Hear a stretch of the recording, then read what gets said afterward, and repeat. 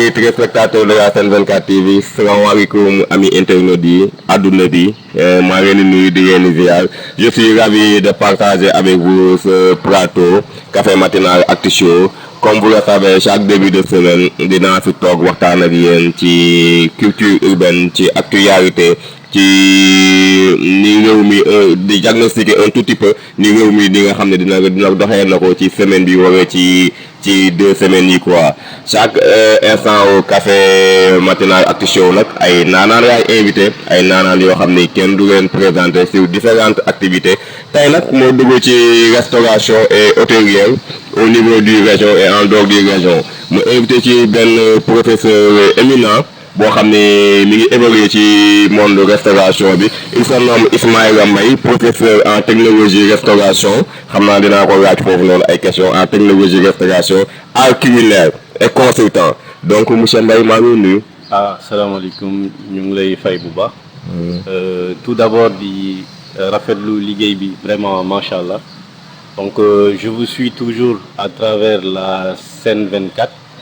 donc ci actualité yi ak yu bëri yu ngeen di def. donc tey tout d'abord je vais me présenter c'est monsieur Ismaïla Mbaye professeur en techno-restauration. et consultant en restauration. donc tey nag bu ñu ma invité ci plateau bi c'est une chose boo xam ne damay sawar di ci wax quoi. parce que benn pàcc la boo xamante ni c'est très important. non seulement dans la vie.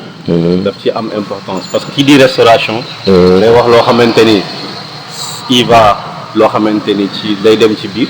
wàllu togg. wàllu lekk ak wàllu restaurant. waaw day dem ci wàllum togg wàllum lekk ak wàllum dëkkuwaay. hôtelière ça fait partie de notre thème aussi voilà muy doon ñi nga xam ne lépp ci niveau gastrique la lépp ci biir bi la wala ci nekkin bu xaw a rafet quoi mais sans plus tarder faaw ñu def benn breaking news ci actualité nationale et internationale quoi donc en commençant dañuy présenter nos sincères condoléances aux familles de l'ancien ministre des budgets et du finance ministre des finances et du budget sénégalais qui a rendu l'âme la semaine passée fële en France il paraît que va démb denc nañ ko fële à Nioro fi mu dëkk il se nomme Moustapha Ba ñu ngi koy jaaree famem c'est un grand homme nit ko màgg la nit koo xam ne depuis bi mu jógee ENA liggéey na lu am solo ci gouvernement Sénégal wala ci pays bi depuis Diouf Abdoulaye Wade Macky Sall xam nga mu doon nit koo xam ne nit ko noppi la nit ko li mu doon def da ko doon def ci professionnalisme te kenn du ko dégg ci ay chamaillement wala ci ay détails Moustapha Ba maa ngi jaale sa famille que la terre de Nioro vous soit légère et que yàlla baal la say bàkkaar ak say ay yooyu noonu teew la ci àjjana yi gën a kawe yi kooku noonu suñu bokk na suñu champion yi bokk na suñu comment dire suñu emblème yi donc tubaab yi respecté nañ ko àdduna bi respecté nañ ko ñu gis semaine passée le premier point de presse de Bougane Dadi après sa libération Bougane Dadi depuis bi ko gars yi jàppee mu def presque 10 jours ci magu Tambacounda bi mu génnee semaine passée nga def premier point de presse am bi nag wax na sa détention son emprisonnement ni mu demee nan nga fa dundee yan condition ñoo nekk ci magu Tamba bi mais point bi nga xam ni point bu gën a sensible te point bi nga xam ni adduna bi dañ koy waxtaanee Sénégal dañ koy waxtaanee te nouveau parti bi da ci doon wax mooy l'homosexualité góor jigéen ñi donc mu wax ni Sonko le PM na ci wax donte waxoon na ni Sénégal lu ñu mës a nangu homosexuels yi di fi dem de gauche à droite te gis nañu bi fi Mélenchon ñëwee ak gars yi nga xam ne jot nañ fee ñëw ci waat googu noonu mu ni gars yi homosexuels yi donc ñu ngi bàggee seen occupation nice amuñu fi benn problème Macky Sall dafa waxoon ni moom xalaatuñu Sénégal pareeguñu pour dëkk ak homosexuels yi wala yu mel noonu mais groupe homosexuel lesbienne et ainsi de suite quoi mais moom dañuy fii gars yi ñu ngi fii vaguer seen occupation sans aucun problème ñu ngi dëkk ak ñoom amuñu benn problème donc mu doon point bi nga xam ni Bougane ba démb seen campagne bi nga xam ni def nañ ko à Tivaouane ñu ngi ko doon souligner waat ci point de homosexualité bi mu ne na ci wax après 12 jours de campagne législative du Sénégal on voit beaucoup de violence beaucoup même de violence ba gis nañu xeex yi à Niam on a attaqué le cortège du premier ministre Ousmane Sonko à Niam sànni ko ay xeer ay affaires yooyu dem mi ngi woon Rosso de ak côté boobu noonu gis nañu problème bi nga xam ni am na Koungheul y avait beaucoup de sang versé mu doon loo xam ne dañ koy ñaawlu loolu noonu dañ koy ñaawlu ñu gis ni tamit accident bi nga xam ni am na à l'entrée de Mbacké ba tey ci camp wu Pastef ba mu am benn mort et beaucoup de blessés ñu gis ni campagne législative bi nga xam ne foog naa mooy 15e législature du Sénégal y a beaucoup de sang quand on dit beaucoup de sang nag ci parti au pouvoir bi la ñuy waxee quoi parce que ñoom la ñuy gis ni am na ay violence yi am de part et d'autre mais on a vu le parti du pouvoir le PASTEF on a vu dans ce parti il y a beaucoup de sang il y a des accidents il y a même un mort déggaat naa beneen information boo xam ni c'est pas encore palpable mais amaan na il paraît que amaan na beneen mort donc gars yi nañ xam ne gii du élection présidentielle du campagne présidentielle on doit même pas tenir un discours présidentiel naan dinaa def lii ou dinaa def laa lii campagne législative la campagne yu député yi la pour budget yi ñuy voté pour ñu Sénégal di doxee ñu mën ko accompagner te ñun ñoo bokk ndey ñoo bokk bàyyi yenn violence yi nga xam ne mi ngi am wax dëgg yàlla jaru ko quoi bon tamit transhumance yi tamit doon na loo xam ne lu yéeme la ci mujjee dem di Adja Mergane Kanouté man Adja mel gàddu koyaate laa ko tuddee quoi parce que on voit que ni moom mi ngi bokkoon taxaw wàllu nekk na 2 fois député ci APR ci Benno Bokk Yaakaar mais puis affilié à APR 2 fois député nekk bokkoon ci coalition taxaw wàllu moom foog naa moom nga ñu defoon 24e position li tax mu tuddee ko Adja mel gàddu Kanouté dama xamul ndax grand biñ ko jox ci liste électorale de taxaw wàllu moo ko métti ou pas donc 24e position pour man loolu naay fi après Déthié Fall mi nga xam ne instant yi moom nañuy wax ni sax mooy bouclier de Sonko tout le temps mi ngi nekk bu Sonko toogee ci oto bi mooy ne ci wetam comme garde corps-am Sénégalais yi ñun dañoo xam ak benn ëdëb bi ñu xamee mooy dañoo gëm suñu bopp gëm suñuy kàddu man je ne peux pas comprendre nga nekk ci benn cause di ci xeex ba ñu defee ci liste yi nga jékki-jékki ba quelques jours du vote nga jékki-jékki génn loolu noonu wax dëgg yàlla sama gars yi rafetul te parti au pouvoir dañoo waxoon ni fu waay nekk ba le 24 na nga ko continuer di toog mais on voit que ni instant bi dama xamul ndax y a un échec de leur politique wala nu mu demee noonu mais y a beaucoup de transhumants te wax dëgg yàlla loolu rafetul Diouf Sarr moom ñu ngi ko ci doon wax mais démb démentir na Diouf Sarr nee na demul Pastef demul mi ngi toog fi mu toog ba tey quoi au niveau international on a vu que Donald Trump à nouveau gagné les élections présidentielles des États-Unis de 285 grands électeurs à 226 pour grands électeurs pour Kamala Harris.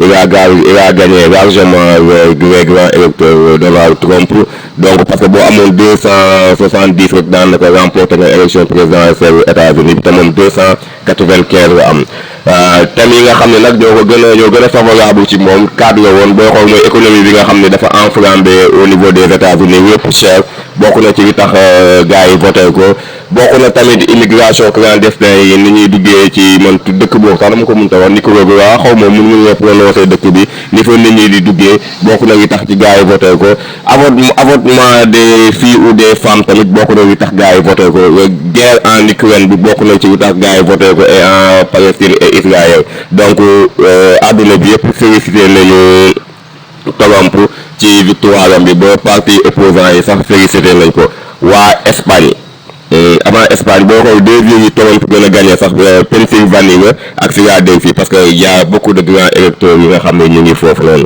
sama mbokk espagnol yi maa ngi leen di masawuwaat parce que ça fait une semaine ou 2 semaines yi ñuy dund metti na trop y a eu plus de 230 morts te boo tey nii ndox maa ngi ci biir dëkk bi lu mel ni Valencia yu mel ni Arbeya ndox maa ngi ko fees fa dellu ba tey yenn koor yi gisaguñ kaar yooyu noonu ban bi mi ngi fee fees dellu donc gars yi ñu ngi continuer di def recherche yi pour génne ndox mi ci biir dëkk bi ñu ngi continuer tamit di chercher corps bi donc moodu yi fa nekk espagnol yi fa nekk yëpp ñu ngi compatir ak yéen seen mettit bi nga xam ni dal na leen mu doon catastrophe naturelle nag bi nga xam ni dal na Sénégal dal na France dal na Sahara bi tuuti tey mi ngi Espagne quoi donc ñu ngi leen di masaw bu baax a baax a baax on va revenir en notre thème monsieur Mbaye bi ñu leen nuyuwaatee bu baax a baax man dafa am benn mot boo xam daf ma xaw a jaaxal ci sa biographie donte moom ngay exercer quoi mais j'ai vu professeur en technologie restauration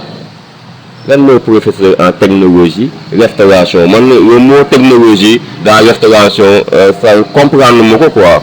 Alors je vais à nouveau me présenter. Je suis monsieur Ismaïla Mbaye.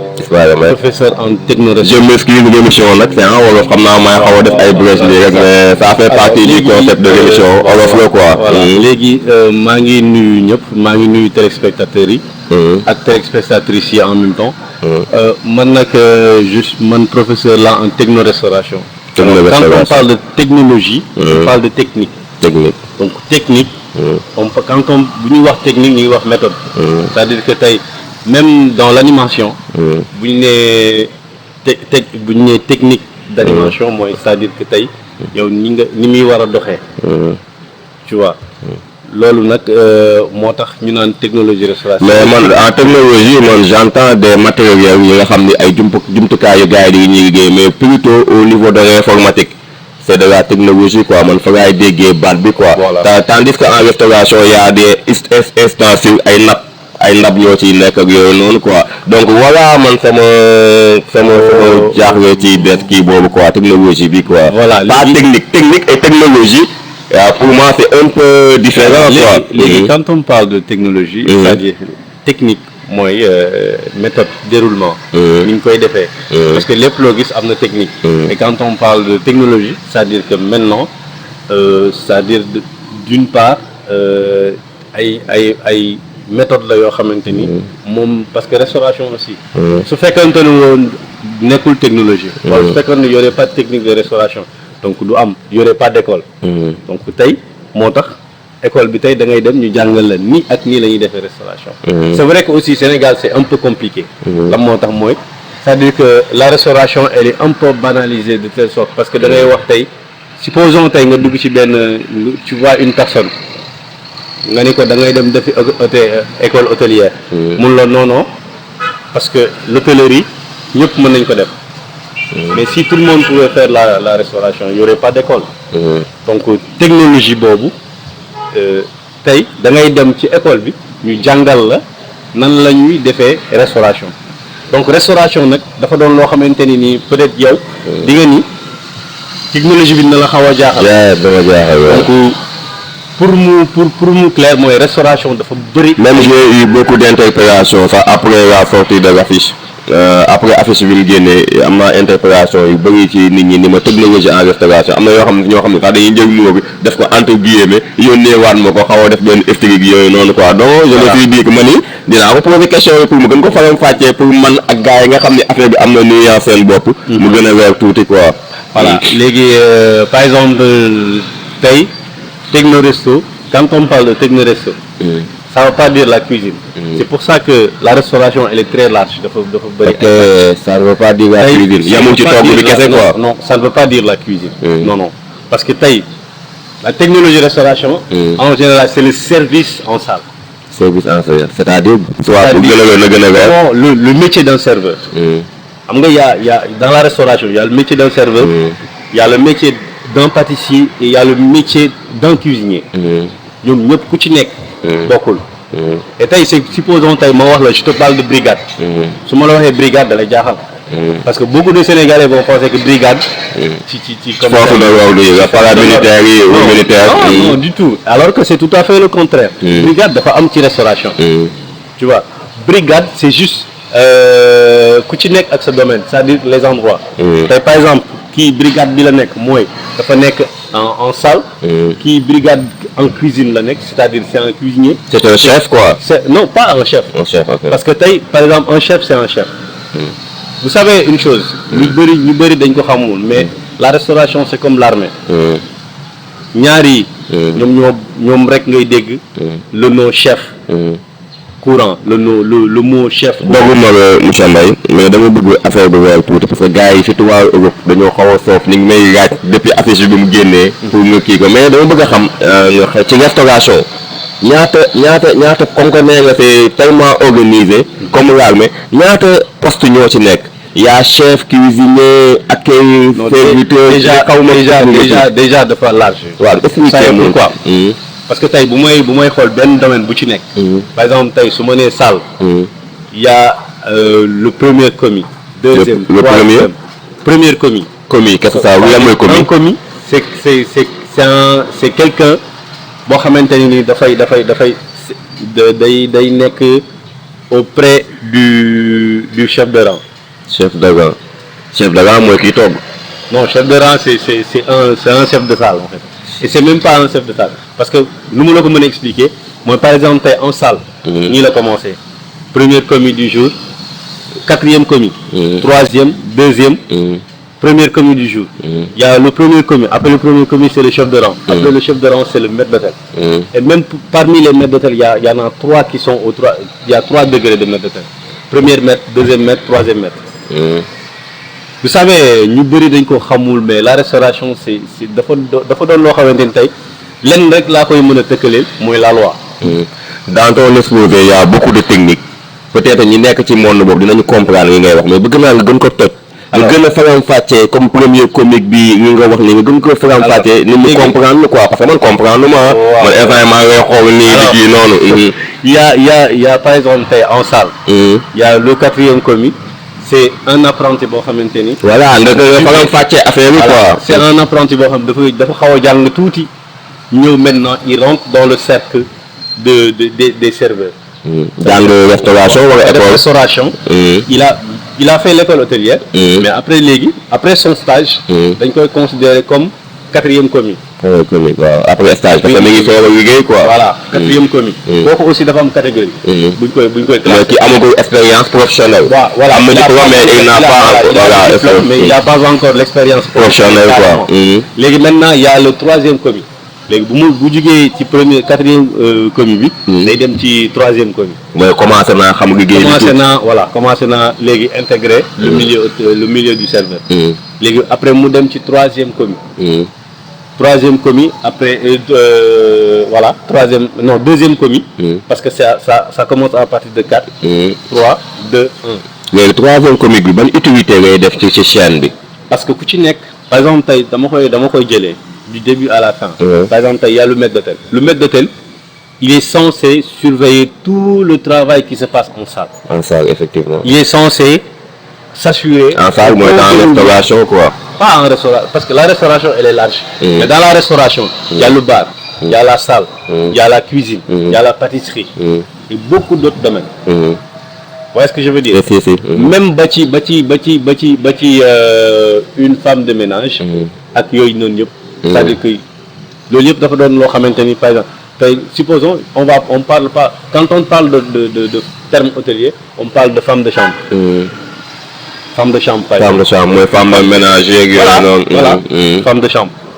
Si c'est un homme. ñu ko wax femme de chambre mais on l'appelle valet de chambre. Valet de chambre. comme de garçon de chambre quoi. variété prix assonance quoi. tey saa prix cool quoi. c'est un valet. donc du coup.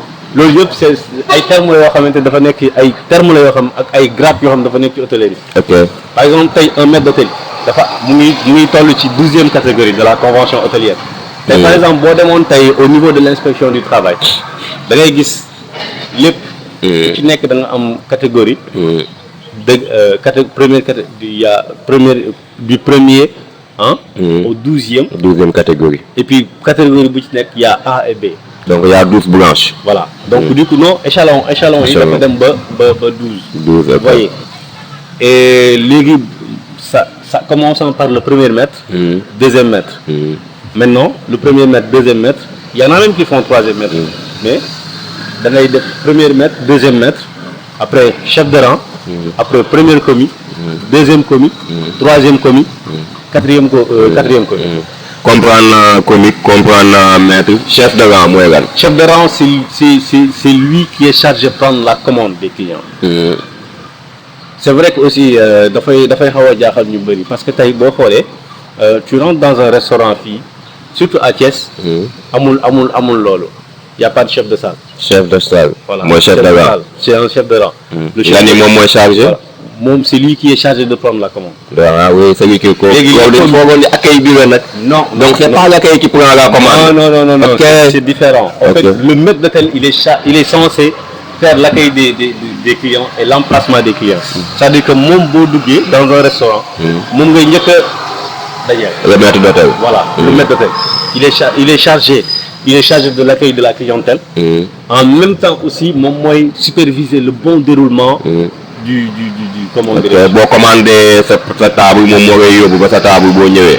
Là aussi il y a ce qu'on appelle les runners. Les runners ñoom ils sont censés. mais affaire bi c'est compliqué hein affaire bi y a ay détails yooyu noonu. la restauration. non pour ñu restauration. togg la cuisine serveur bi ñëw servir jël addition ñu fay ñu dem mais malheureusement parce que ñun ñi dem ba jàng. mais yaa ngi wax lu am solo continuer ci lancé boobu bëgguma nga perte ko quoi. ñun ñi koy jàng. ba dem ba gëstu ci lu bëri on sait l'importance de la restauration. C'est pour ça que même quand tu rentres dans un restaurant s'il y a pas de professionnel automatiquement ça se remarque. d'accord. parce que tey boo seetloo tey normalement le client qui rentre. il est là. Il y a l'accueil. Quelqu'un qui est chargé de faire l'accueil. En général on peut prendre une très belle fille. comme dans certains restaurants boo xamante ni moom mooy nekk devant à la portail moom mooy accueillir les clients. Maintenant sous la tutelle du maître d'hôtel. Le maître d'hôtel moom mooy accueillir client bi moom mooy emplacer le client. Vous voyez ce que je veux dire. Maintenant et en même temps il est censé moom mooy sympathiser avec le client. ok accueil bi sympathisation bi waxtaan mettre à l'aise. et lui il est censé savoir tout ce qui se passe à l'hôtel. ah oui effectivement. c'est-à-dire que tey même les chambres il doit les maîtriser. La clientèle comment dirais-je le souhait des clients. donc moom il doit avoir des canaux qui lui relaient l'information qui se passe dans l'hôtel. Et maintenant après le maître d'hôtel il y a le chef de rang. Okay. Le chef de rang lui il est censé prendre la commande des clients. C'est-à-dire que tey un client qui rentre. La table numéro 10 par exemple. moom il vient. bu fekkente ni par exemple tey lu xaw a jaaxal ci comment dirais-je ci technologie bi ñuy wax. est-ce que vous savez que restauration dem na ba avancé. de telle sorte que léegi même les commandes on les prend. avec des machines. avec des tablettes. Par exemple tout est informatisé maintenant. en ligne quoi. Non, tout est informatisé. Par exemple tey man j'ai une tablette. Étant chef de rang, je mets mon code. C'est normal parce que nous sommes dans le monde de la digitalisation. Voilà, je mets mon code, je prends la commande, day dem ci ça peut aller déjà je vais pas me déplacer pour aller au bar. Pour, par exemple commander un cocktail, je lance la commande, mu dem au bar. Si je prends une commande en cuisine, mu dem en cuisine. En étant même dans l'hôtel, dans le restauration. Je suis là, maa ngi nii taxaw ci kanamu client bi. Bu ma kiiwee day dem caisse. Après bi ci des day dem ci directement dans le bureau du patron. C'est-à-dire que moom fi mu toog lay contrôler tout ce qui se passe. Et c'est tellement avancé de telle sorte que même en France par exemple. tey ñi may suivre au niveau extérieur xam nañu may wax. Même en France par exemple tey il y a des tables yoo xamante ni tu bouges pas tu es là tu passes ta commande. Commande bi dem directement en cuisine. Donc vous voyez donc c'est tellement avancé. Après ñu ni table numéro nangam mooy commande mi ngi nii après. La table 12 la table 14. Vous voyez.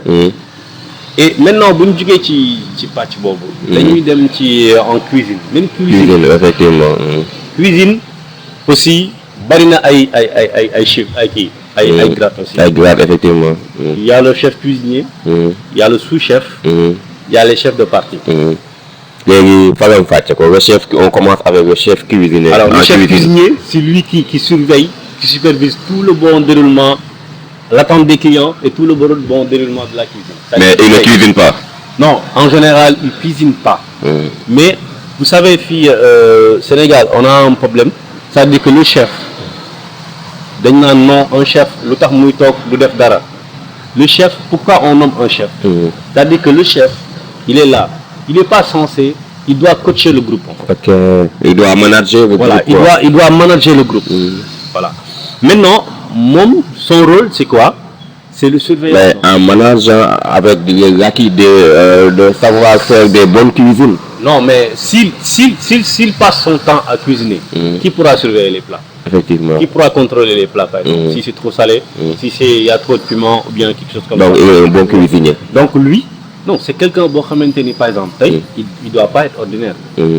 C'est quelqu'un boo xam il doit pas être un simple cuisinier comme ça. Effectivement. Vous pensez que parce que aussi il faut comprendre une chose. Mooy au Sénégal dañoo jël la restauration dañ ko banaliser. dañ ko banaliser te en Europe partout dans le monde dañuy gis ni la restauration ça génère beaucoup d'argent. Les chefs de cuisine ou les chefs même ont beaucoup même d'argent. da ngay gis ko liggéey ci chef pendant 2 ans ou 3 ans après yow da ngay dem teg sa restauration bopp. parce que on te paye hyper cher. Parce que le métier c'est beaucoup fatigant et il y a de la professionnalisme dedans. Donc gars yi fii dafa xaw a des quoi. C'est trop stressant. Parce que déjà xam nga la moo gën a. En plus ils n'ont pas une vie de famille. Parce que tout le temps ñu ngi ci job bi quoi. Non mais nag sama gars yi lañ ma duma parce que l'émission c'est un peu tubaab bi en wolof xaw ma chef mais gars yi lañ ma duma mais c'est invité. C'est normal c'est invité. Parce que booy xool ci côté boobu. C'est damay sawar di ci wax. Parce que j'ai des collègues yoo xamante ni tey ils ont passé toute leur vie dans la restauration. Ouais. Ñun notre métier c'est ça. Et puis duñ ci mës a dellu ginnaaw peu importe lu ñu mën ci doon on est des restaurateurs. Peu importe lu ñu mën ci doon on est des hôteliers et on le restera toujours. Amul lenn lu ci mën ci changer. Parce que bu ñu ko changé wul ba léegi duñ ko mës a changer. Mais ñun on sait l'importance. Xam nañ ko. C'est comme je donne un exemple. Tey man il m'arrive d'avoir des clients parce que je suis diététicien en même temps. Donc il m'arrive d'avoir des clients yoo xamante ni. Tu es diététicien en fait man. dinañ dugg fa waat na moo bi diététicien. moo ko diététicien. Voilà. Ok dinañ dugg foofu après quoi mais dama bëgg nga continuer ci lancer chef cuisine bi. après le second. Voilà maintenant le chef cuisinier il supervise le déroulement de la cuisine. Le sous-chef. Moom il est après le chef cuisinier. Vous voyez. Le sous-chef et après le chef cuisinier. Voilà. C'est-à-dire le chef cuisinier. Et après le chef cuisinier. Au rang quoi. Voilà. C'est suivi à la lettre. Au menu. Par exemple tey le chef il prend le et puis xam nga par exemple tey ñun fii mais le chef cuisinier il a son bureau à lui. Ok le chef cuisinier. Le chef cuisinier il a son bureau en fait. Il a son bureau et il a tout ce qu'il faut. Lui en fait c'est lui qui propose. Et puis en plus en général. Quand il propose, il est toujours en communication avec le maître d'hôtel. C'est-à-dire que ces deux-là, c'est les deux leaders. Les pignons de l'hôtel. Voilà. C'est les deux leaders. Le maître d'hôtel et maintenant, comment dirais le chef cuisinier. Le chef cuisinier. Maintenant, après, il y a les directeurs d'hôtel, il y a tout ce qui vient avec. Mais par contre, ñoom ñaar quand on parle de restauration ñoom ñaar c'est chaîne bi ñoo koy déroulé ñoo ne ci tête bi quoi ñoo yor wenge yi quoi. Voilà le chef cuisinier moom mooy proposer les menus. Avec il est toujours en communication avec le maître d'hôtel. Maintenant après le chef cuisinier il y a le chef de rang. Il y a le sous-chef. Le sous-chef en cuisine. Aussi et puis même loolu tu dois avoir des années d'expérience. Le chef cuisinier normalement il doit avoir minimum 20 ans d'expérience. Le chef cuisinier avant d'être chef. Ouais, avant d'être chef. Mais on peut pas apprendre à avoir tes diplômes, exercer 5 ans et être chef cuisine. Non. Mais quand on a exercé un métier 5 ans, tu dois avoir des acquis professionnels pour être chef ou pas. Non, je suis désolé, mais loolu. Non, explique-moi, je veux savoir les autres aussi.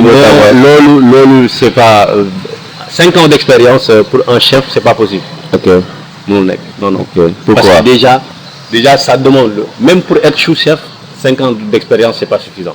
C'est compliqué. Même chef de parti 5 ans d'expérience. Chef de parti je te dis. Il y a chef de parti aussi. Il y a chef de parti chaud. Chef de parti dans l'échelle. Oui, bien sûr. Du restauration. Oui. Comme un parti. J'ai parlé tout à l'heure des brigades. T'as parlé tout à l'heure des brigades. Il y a chef de parti chaud, il y a chef de parti garde-manger par exemple. Quand je parle de garde-manger, en termes de restauration, il y a ceux qui ont fait la restauration, ils peuvent comprendre. Mais vous ne pouvez pas comprendre. Garde-manger, ça veut dire les entrées froides. Les entrées froides, les repas froids quoi. Non, pas les repas froids. les entrées, ouais, on peut dire repas. Mais nous, en termes de restauration, on parle des entrées. Les entrées, ouais. Par exemple, garde-manger. Les entrées, c'est ambitieux, quoi. Non, du tout. Pas encore. Les salades. Par exemple, tey ñu ni salade du chef parisienne. Par exemple. Salade du chef parisien. Ñu ni cocktail de crevettes. Quelque chose comme ça. Ñoom par exemple. tout ce qui est entrée froide ñoo koy defar. Tu vois. Entrée chaude am na ñoo xamante ni ñoom ñoo koy defar. Vous voyez. Maintenant bu ñuy wax par exemple tey on parle de comment dirais-je, qu'est-ce que je voulais dire, on parle de ñi nga xamante ni ñoom ñooy defar. entrée froide. Entrée froide ah ñoom la ñuy wax garde-manger. Garde-manger. Vous voyez. Léegi ñi nga xamante ni ñoom ñoo nekk.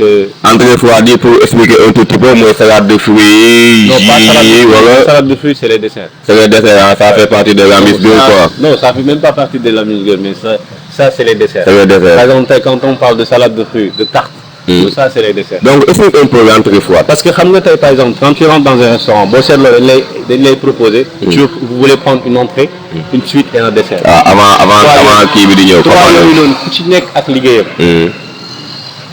Voilà ce que je veux dire. am na ñoo xamante ni ñoom ñooy defar les entrées.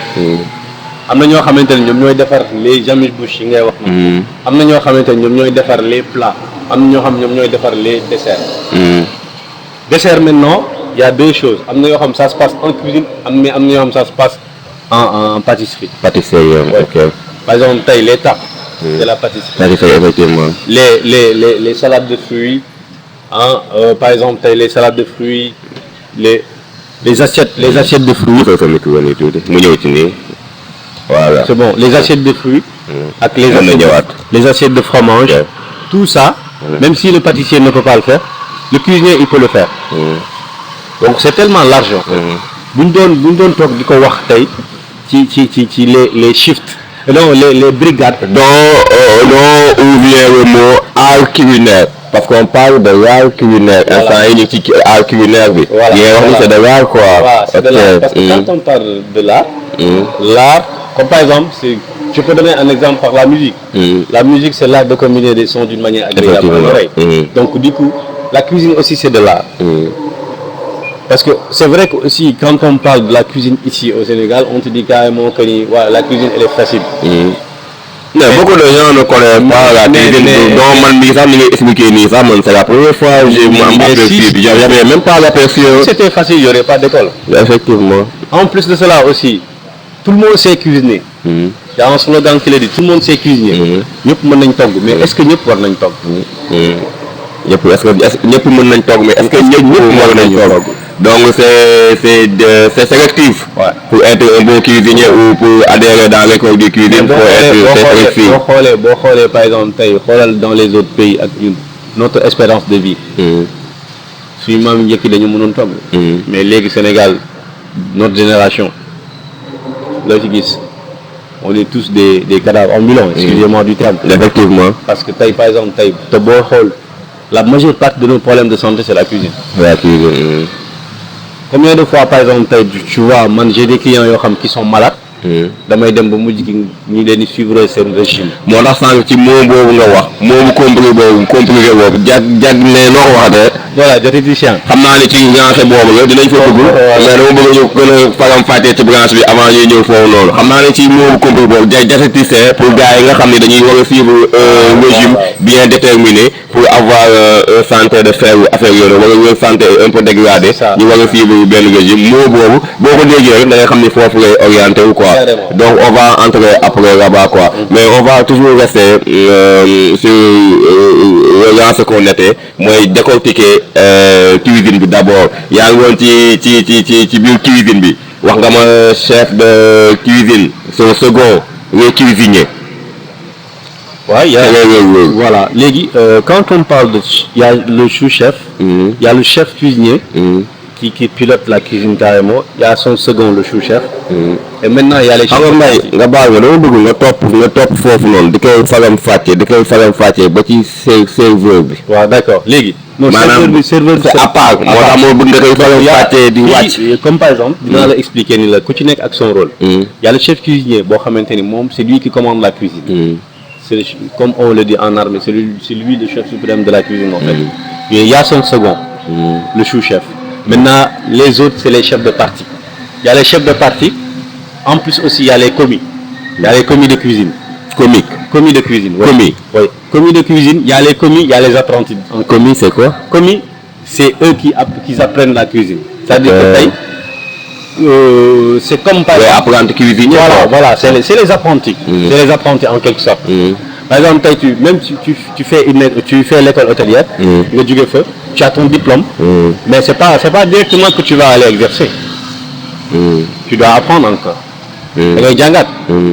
Tu peux même apprendre 10 ans avant d'être chef. Ou bien 15 ans avant d'être chef. Vous voyez ce que je veux dire? Même avant d'être chef de parti, il faut beaucoup d'années pour le faire. Mais malheureusement aussi, on peut dire, il y a des gens sur par exemple qui quittent l'école, ils apprennent quelques plats, après ils se proclament chef. Alors que la restauration, on parle pas de la restauration. La restauration n'est pas spécifique. En fait, on parle pas de la restauration sénégalaise, mais on parle de la restauration du monde. Par exemple, il y a des plats, ce qu'on appelle les plats asiatiques, les plats européens, les plats espagnols, les plats... foofu moo tax damay ànd su école des formations de cuisine en restauration et ça mooy pour avoir l'acquis de cuisiner toutes sortes de plats asiatiques, européens, américains, africains et tout ça quoi. Mais j'avais pas pensé que ni c'était plus technique que apprendre à cuisiner quoi. Tey jii nii tey yow boo ñëwee nga doon chef normalement xeetu cuisine bu nekk war nga ko mën togg un bon chef. Asiatique, européen, américain, africain, cuisine commande bu mu ñëw rek war nga mën a satisfaire le client quoi. Parce que pour être chef, déjà on doit maîtriser la cuisine internationale. International, voilà. Voilà le mot international. Voilà, on doit apprendre la cuisine internationale. Maintenant, c'est pour ça que je dis par exemple tey après ñu dem ci chef de parti.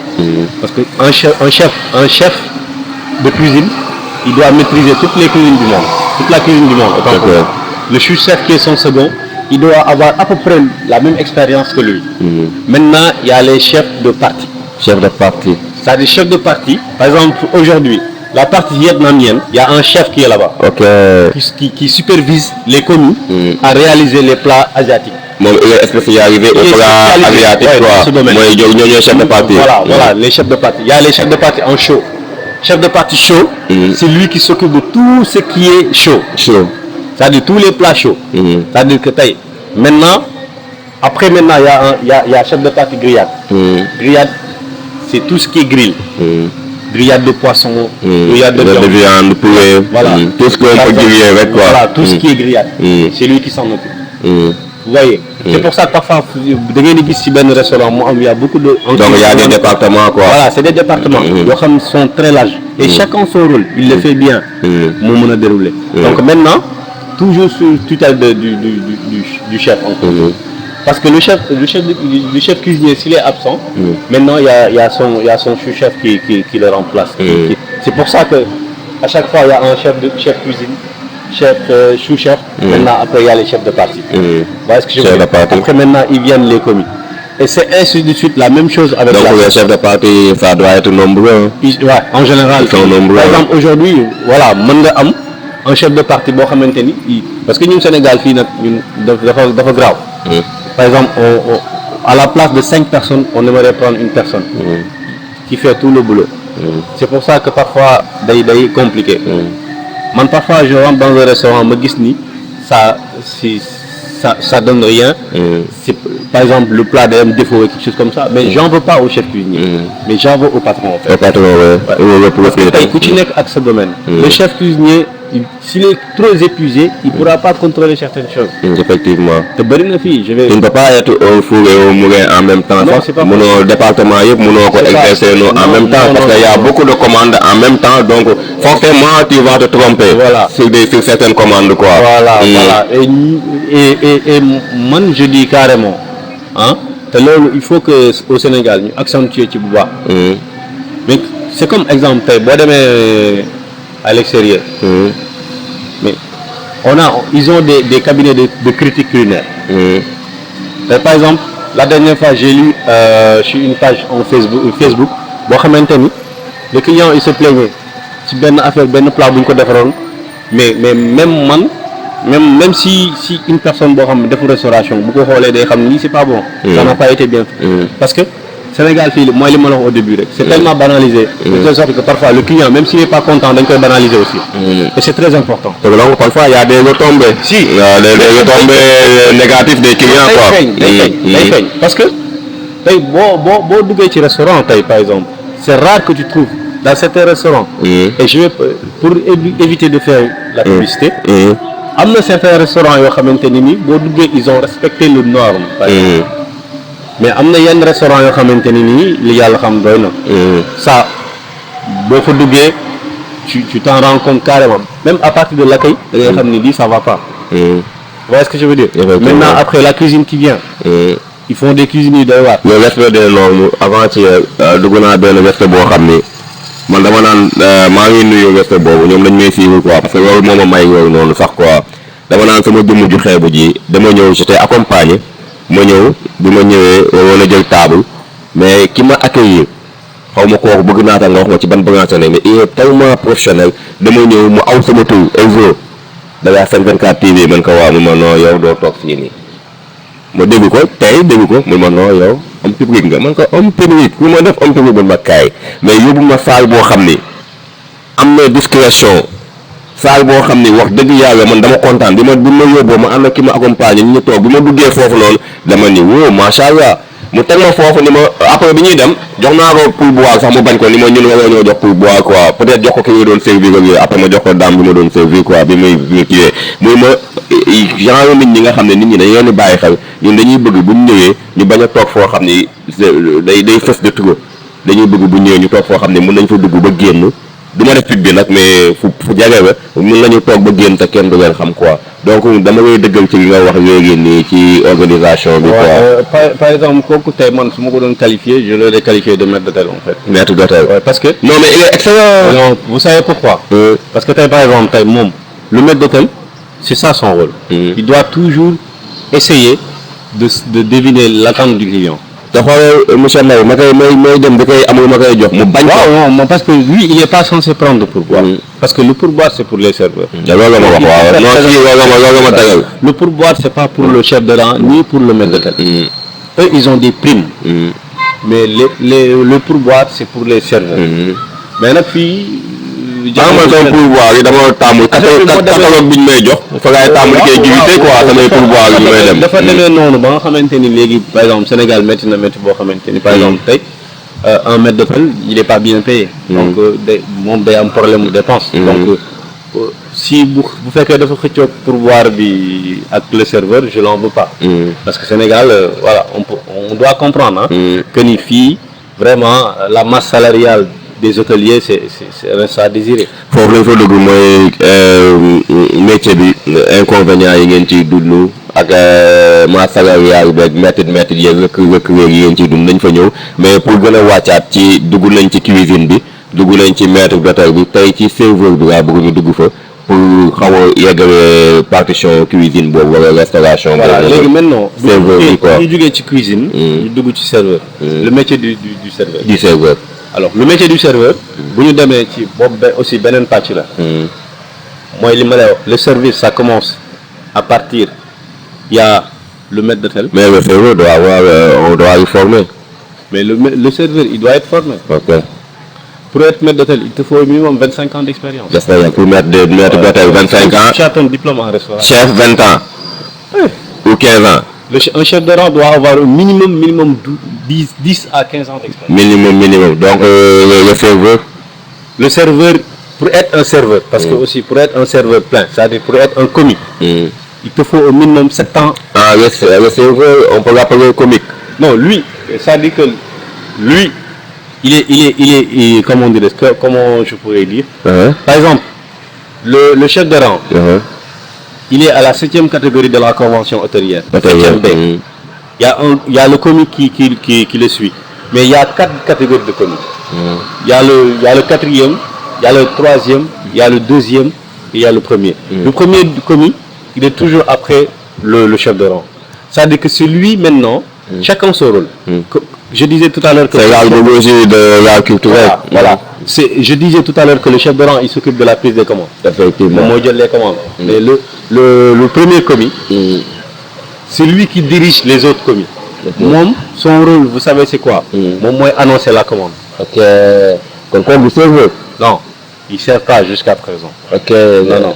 le premier commis prend les commandes et annonce. non il annonce il prend même pas les commandes. non il prend pas la commande. il annonce simplement au cuisinier quoi. voilà il annonce c'est lui qui est toujours après le chef de rang. ok moom mooy annoncer la commande. moom mooy suivre la table. ok c'est-à-dire maintenant moom s'il y a du pain parce que tey par exemple un client qui commande. tey par exemple un client qui commande une entrée.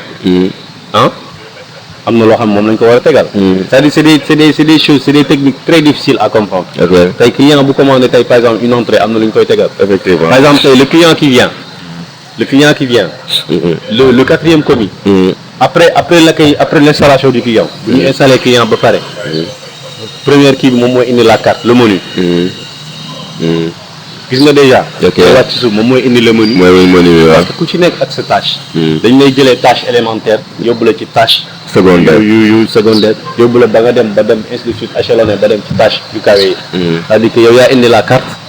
yow yaay remplir par exemple s'il y a la mise en place. c'est très important la mise en place aussi. mise en place waaw. foofu ñoom seen domaine c'est-à-dire que ñoom on les donne les petites tâches. ok mooy serveur yi. voilà léegi ñoo def mise en place quoi. c'est-à-dire fii ñun dañ naan serveur. di généraliser. waaw xam nga bu ñu nee serveur dañ naan service. service effectivement service en salle. mais boo ñu naan service en salle serveur boobu parfois da ngay gis koo xamante ni nii day nekk comment dire c'est pour ça on dit le métier d'un serveur. d'un serveur le métier il y a beaucoup de métiers. c'est un serveur. mais c'est un serveur. mais un serveur pas comme dans le vrai sens du terme. pas dans le mot commun en fait. moom c'est un maître d'hôtel. le chef de rang c'est un serveur. mais ku ci nekk da nga am maintenant grade buñ lay boo xam ne appellation boo xamante ne moom lañ lay kii. bu ñu lay attribué boo nga xam ne moom tâche boobu ngay respecté quoi. mais ba tey yaa ngi ci grade serveur bi quoi. yaa ngi ci enceinte serveur bi quoi. tu es serveur tu es dans le cercle de serveur. c'est en global. mais métier serveur boobu ngay gis noonu. li ci nekk dafa bëri trop. parce que am na ay grades. yoo xamante ne par exemple le maître d'hôtel on l'appelle maître. kooku par exemple tey boo duggoon ci dans certains hôtels. par exemple à Dakar mais le maître d'hôtel il se distingue à une distance très. effectivement donc c'est remarquable da nga koy xool remarqué ko habillement façon de parler voilà sa façon de faire en grosso modo. et puis en plus même le chef de rang aussi. parce que maître d'hôtel déjà il y a des critères. même le chef de rang sa façon d'habiller avec le bonnet là le tapissé. ça c'est la cuisine. c'est la cuisine hein. le chef de rang. et le maître d'hôtel ils sont toujours en costume cravate. en costume cravate ok. bien sapé. avec leur revers ici. où c'est marqué leur nom. et tout ce qui va avec. ok c'est ce que je veux dire. maintenant le maître d'hôtel déjà pour être maître d'hôtel faut nga maîtriser au minimum 3 langues. 3 langues effectivement. tu vois c'est normal c'est normal en restauration. donc c'est ñun li ñuy jàppee fini serveur. ak serveur fi mu toll gars yi xamuñu. effectivement. tu dois maîtriser pour man sax plus de 3 langues quoi. parce que client bu nekk ngay am quoi. voilà surtout lu mel ni Sénégal nga xam ni au niveau touristique gars yi dañ ko bëgg di fi ñëw de trop quoi. voilà même bu dul loolu sax mais même quand tu sors du pays wala quelque chose comme ça. ça va te permettre de. même si tu vas même dans les annonces. dañuy wax ni maître d'hôtel mais minimum ci critères yi la bokk. da ngay war a maîtriser au moins 3 langues. avec ta langue nationale. mu dem. et de 3 langues étrangères quoi. voilà étrangères. léegi le chef de rang aussi moom aussi. on lui demande pas de maîtriser la langue couramment. mais war na ci am des notions. des notions effectivement. ouais, ce que je veux dire. bon parce que lui il assure la prise de commande. ok moom moo jël la commande. et maintenant quand on commence par le maître d'hôtel non seulement il s'occupe du bon déroulement du service mais moom mooy conseiller le client. c'est lui qui doit être à l'attente du client. c'est lui qui doit conseiller le client. par exemple tey yow nga ñëw ci dans un restaurant. tu manges ngay lekk loo xamante ni nii alal. ça doit être alal. alal lu leew quoi. non pas lu leew mais alal c'est quelque chose boo xam ne dañ ko égorgé. l'animal on l'a égorgé. waaw mooy tax ñu naan fii lu leew loo xam ne suñu diine permettre nañ ko quoi. par exemple tey y a des aliments yoo xamante ni yow boo ko ñëwoon dugg ci restaurant léegi mën nga ko lekk te maîtriser woo ko. effectivement je sais pas si c'est du porc. wala si c'est de la viande de bœuf. donc tous ces conseils là par exemple tey nga ñëw ci benn restaurant tu commandes des cuisses de grenouille mais piste de grenouille yi binduñu ko en français mais en anglais lañ ko bind. mënoo tu ne maîtrises pas l'anglais. tu ne maîtrises pas. donc le maître de c'est ça son rôle. il doit être toujours à l'attente du client. c'est-à-dire que même client bi su lekkee par exemple mu kii apprécier wala mu kii tout ça c'est lui qui s'en occupe. le chef de rang tout ce qui est commande. moom mooy xool bon déroulement du service. c'est-à-dire que tey le service bu ñu plat yi su ñëw. il doit savoir. il doit maîtriser toutes les tables qui sont dans le restaurant. et il doit superviser les autres serveurs. le premier commis. par exemple tey premier commis nu ma ko mën a waxee. moom mooy nekk après le chef de rang. par exemple tey commande bi su ñëwee s'il y a une entrée. alors qu'on a fait la mise en place. moom mooy changer les couverts. les couverts le deuxième commis qui tape ci moom mooy mettre le pain ak les sauces la mayonnaise et tout ce qui va avec. les amuse-bouches et tout. vous voyez. le premier commis. chef de rang bi su jëlee commande ba pare moom la koy transmettre. moom mooy dem jox. par exemple tey supposons un client qui rentre dans un restaurant. on fait déjà la mise en place mais mu jël poisson jën. il y a des couverts spéciaux pour jën. pour jën waaw bu bokkut ak li nga xam ne à viande lay doon quoi. voilà léegi moom il a déjà la commande. moom mooy naan les autres. les commis teg leen fii lii teg leen fii lii teg leen fii lii teg leen fii lii. le chef de rang il s'en occupe pas lui il fait sa commande. il a même pas le droit de bouger de la salle. effectivement mais c'est le premier commis qui suit. en cuisine. moom mooy dem voir le runeur. le runeur c'est lui maintenant qui s'occupe du service. quand on parle de runeur c'est-à-dire mooy koo xamante ni. qui vague partout quoi qui n'a pas de limite. lui moom mooy def les services. c'est lui qui sert les boissons. c'est lui qui sert les plats.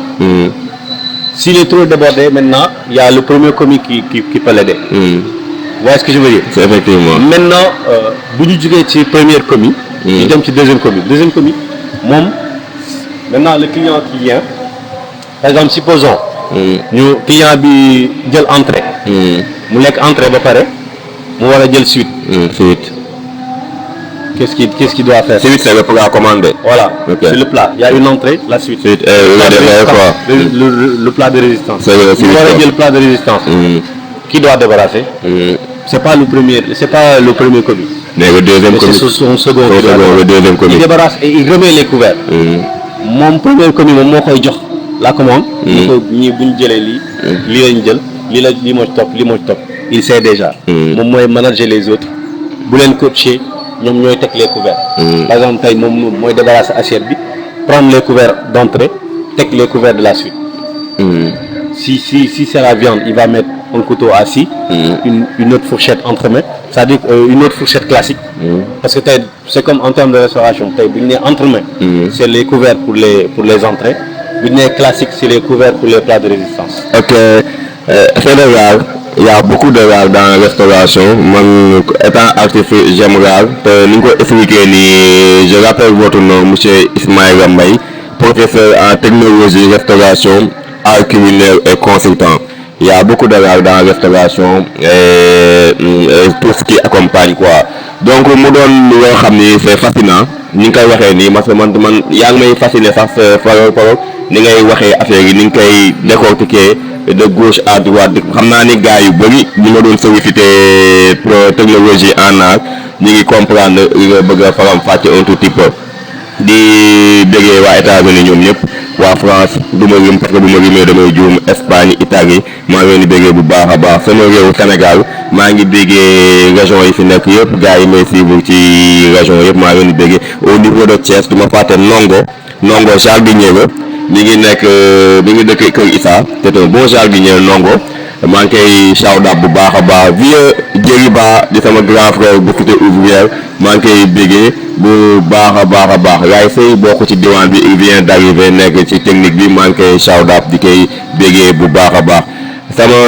tey nag sama DG moo may réalisé il se nomme NJ ñegeen bi moo may réalisé maa ngi koy shout out bu baax a baax bu ma limee damay juum sama gars yi maa ngi gis lu tombé dafa bëri mais bëggul mooy di rim di juum mais xam naa ni daal maître d'hôtel parce que kooku noonu monsieur Mbaye nee na maître d'hôtel nga koy classé maa ngi bëggee parce que yow da nga may suivre accueil bi nga ma defal keroog neex na ma trop fi ma yóbbu neex na ma bu ma ñëwatee xamal ni foofu laay dem quoi parce que man dama xaw a dëngu ma sax mais dama bëgg lu xaw a discret quoi monsieur Mbaye on va entrer dans l'hôtelier on était dans restauration.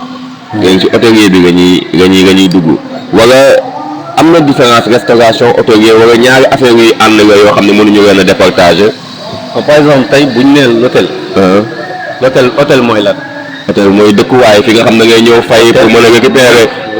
voilà boo ñëwee ci hôtel war nga mën a am déjeuner. wala nga am xam nga hôtel boobu nag. petit déjeuner même pas ça petit déjeuner boobu. parce que hôtel booy xool. am na hébergement. mooy dëkkuwaay. am na restauration. ñoom loolu rek ñooy combiner le secteur hôtel. lu mot hôtel loolu la. hébergement et restauration. effectivement. maintenant bu ñu duggee ci hébergement. foofu tamit am na ay domaines. Il y a la réception. déjà. Il y a d'autres. yow en tant que professeur en technologie restauration est-ce que tu es à l'aise pour communiquer sur ce niveau au niveau de l'hôtelier am ngeen accès boo xam ni di ngeen xam mu fay xew à 100% quoi. Ah mais oui bien sûr mais c'est nous en fait. C'est vous hein. Oui, donc allez-y parce que buñ nee hôtel. Mais nous on n'est pas en cuisine. Même le cuisinier il est au courant de ce qui se passe à l'hôtel. Ok. Parce que c'est un élément de l'hôtel. Oui. Parce que hôtel par exemple tey. Il y a les bagages il y a am na domaine yu bëri. Il y a la réception. Il y a même le jardinier il est hôtelier. Il est considéré comme un hôtelier. Effectivement. Même le bagagiste. Il est considéré comme un hôtelier. Donc femme de chambre tout ça. Les valets de chambre les femmes de chambre tout ça ils sont considérés comme des hôteliers.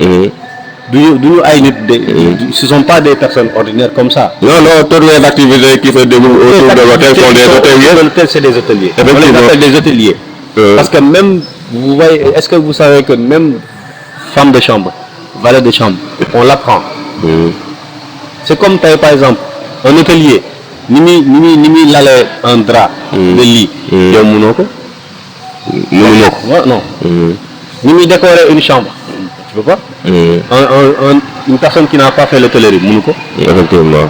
Ça c'est sûr. Tu peux pas réaliser.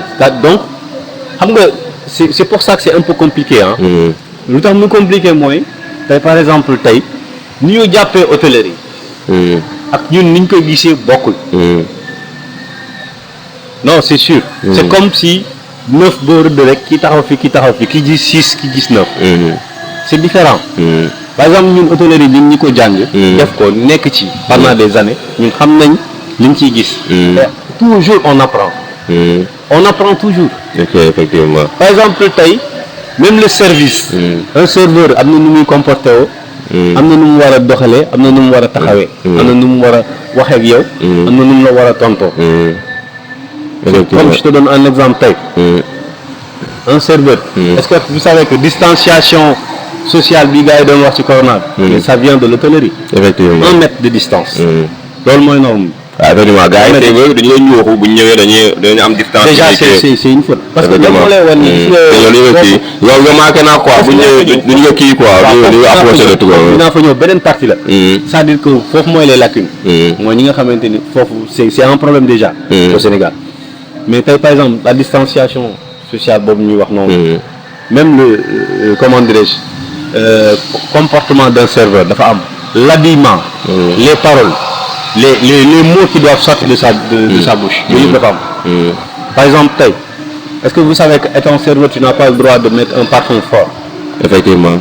Étant serveur tu n'as pas le droit même say cheveux am na fu mu war a toll. Effectivement. Sa port vestimentaire. On ne va pas porter des bonnets parce que dans les cheveux il y a beaucoup de bactéries. Là c'est la cuisine. Mais un serveur ne porte pas de bonnet. Mais par exemple, mais des cheveux bien soignés quoi. Non, il doit les attacher. Bien soignés. Il doit mettre beaucoup d'oreilles discrètes. Pas des choses qui se remarquent. Effectivement. Vous savez pourquoi? Il n'y a pas un métier plus humble que le métier d'un serveur. Par exemple tey man yow mën naa ànd ak sama soxna par exemple. wala ma ànd ak nit. mu ñëw dans un restaurant. Mais normalement man étant serveur je dois pas me faire remarquer. Effectivement. parce que loolu ça peut créer beaucoup de choses. Ok. dañ koy. nga ñëw doon comme client rek.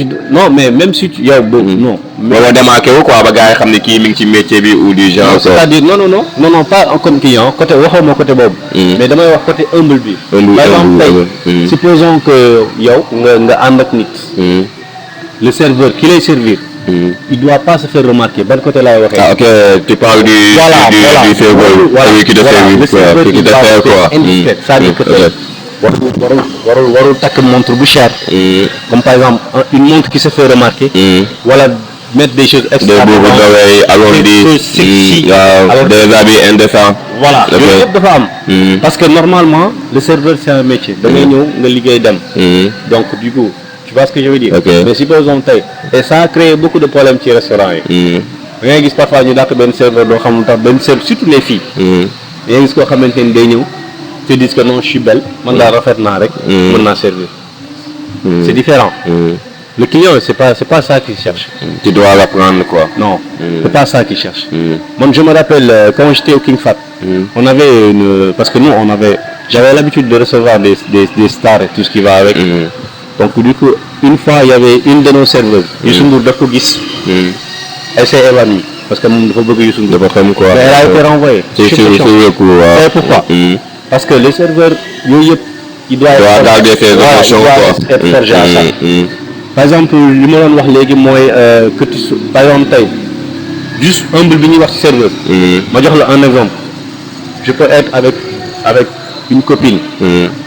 nga gis une autre fille. une serveuse très sexy. quelque chose comme ça. mën na créer tension seen. effectivement parce que di nga ko bàyyi xel. loolu la métier bi di bañ. effectivement. moo tax ñu loolu c'est des règles ça fait partie des règles en fait. Mais est-ce que le métier te permet de donner ton numéro au client? Non. En étant au service. Même ta communication avec le client est tolérée. et mesurée. kon de monsieur Mbaye seen inspecteur yi bu ñu doon contrôler milieu yi nekk fii nii. dinañu dàq patron yeeg ay staff. loolu c'est non on en voit. Parfois tu entres dans un milieu pour coobu affaire yooyu mais il y a des gens qui te draguent là-bas. Mais est-ce que mu ngi ci organe chaîne restauration du genre. Hôtellerie là waaw. Parce que man ça m'est arrivé maintes reprises ma dugg fenn bëgg a coob moo la parfois bu may bëgg di ci daal damay bëgg accompagner wu te man je préfère parfois comme j'écris je préfère être seul surtout dans des milieux un peu publics surtout dans des restaurants ou au bord de la mer yooyu noonu pour am ay vibes yoo xam ni dinaa ci mën a écrire. mais parfois da ngay dem étant seul. nga jéem a may gis benn serveur bu ngay jéem a xam nga jox ay tuuti affaire yoo xam ne nga xam ne kii. est-ce que xam nga fii jëm quoi. est-ce que xam par exemple tey benn. première des choses ça fait partie c'est écrit. et on les apprend ça à l'école. On te dit tu peux parler avec le client mais ne pas se familiariser avec le client. Comme par exemple yow man ma xam la. tu viens dans mon restaurant. j'ai pas le droit ma wan ni la yow xam naa. xamante nañu waaw da ngay def métier rek. même que ça soit une fille. bu ma nekkee jigéen. waaw xaw ma droit wane la xam naa la benn. ñaar man amoo droit le client j'ai pas le droit de prendre son numéro. ok képp ku koy def jàppal ni même si tu as fait l'hôtellerie 10 ans 50 ans jàppal ni wàcc nga yoonu hôtellerie. te hôtellerie yi jotewul ak yow. man de ci addition yi. parce que loolu yaa ngi def addition yi ngay indi. non si addition yi ngay indi moom bind nañ ci numéro ba taay yi ma jël bu ma génnee woote xam nga affaire de gentleman. loolu li ngay wax nii man non on le sait. xam nga aussi c'est pas pour rien qu'on est chef. mais loolu yëpp dañ ko gis. mais par exemple Thiès sax grawul mais dans certains endroits parce que loolu nag li koy andi mooy pàcc bi ma war a ñëw nii. allez yi dugg ci vas-y. li koy andi mooy manque de bonne formation. tey par exemple ki nga xamante ni dafa jaar école hôtelière. su ko defee damay naan dafa def lu ko neex mais deful luñ ko jàngal ak luñ ko sant. ñu dugg ci partie boobu sax yow dans étant chef de restaurant ou propriétaire de restaurant yow dans ton restaurant quels sont les caractères yi nga xam ni moom nga fa bëgg mu am ak yi nga xam ne bëggoo fa mu am. yan choix ngay def ci say employés et tout ça. les normes yi restauration imposées. les normes yi restauration imposées moom laay def. moom laay dogal. moom laay imposer parce que loolu ce sont pas mes lois en fait. ok. ce sont les lois de l'hôtellerie. ok c'est des textes qu'on a écrits. Non il faut que ñu xam ko. C'est des textes que l'hôtellerie a écrits. yoo xamante ne le comportement d'un serveur boo demoon tey tu tapes sur internet. tu mets le comportement d'un serveur on te montre tout le comportement d'un serveur. su wee Charles yow duñ ci strict. ouais. ba ci port vestimentaire. dafa am. les minutes que tu dois être avec le client.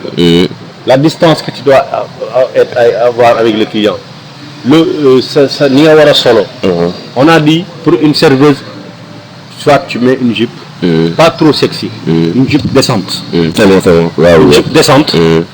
soit tu mets un pantalon. pas un pantalon où tu te fais remarquer. Tu mets pas un pantalon fort. Parce que vous savez pourquoi. xamoo client bi la allergie na wala feebar na. voilà ou du genre quoi.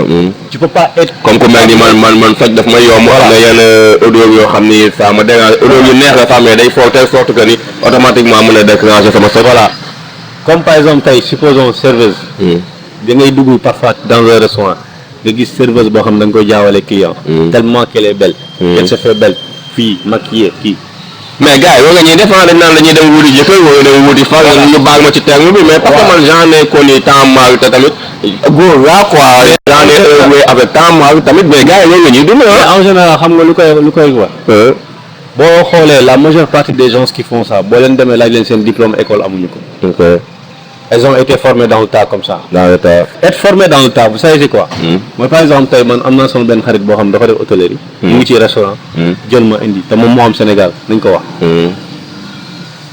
la majeure partie des gens yi def yenn. c'est pour ça que parfois. ñu formé la benn un mois. non mais man dama pour man la formation un mois ci hôtellerie. la formation ne se fait pas dans un restaurant. waaw. le restaurant il prend. le commander un élève. wala le commander l'apprenant. mu jël ko formé waat ko. ok. du da ngay jóge école rek ñëw ci opérationnel. tu as beaucoup de choses à apprendre. ok monsieur Mbaye Ismaïla Mbaye de son vrai nom Isaac Thompson son pseudo man j'ai l'habitude de vous appeler Isaac Thompson mooy sa surnom xam nga émission télé moom c'est bien programmé lépp waxtu la. te ci métier bi nga nekk nii c'est tellement fascinant ba nga xam ni y a beaucoup d'âge ba nga xam ni boo koy aborder sax doo bàyyi xel ci temps bi quoi. pour te dire que ni ñu defee ci temps bëriwul mais bëgg naa nga dugg ci quelques questions yi nga xam ne rek da nga koy kii parce que nit ñi xamuñu ko. mooy ci mot bu compliqué bi nga wax sànq noonu. waaw le mot diététicien en fait. diététique c'est juste les places spécifiques. waaw yow nga xamante ni par exemple.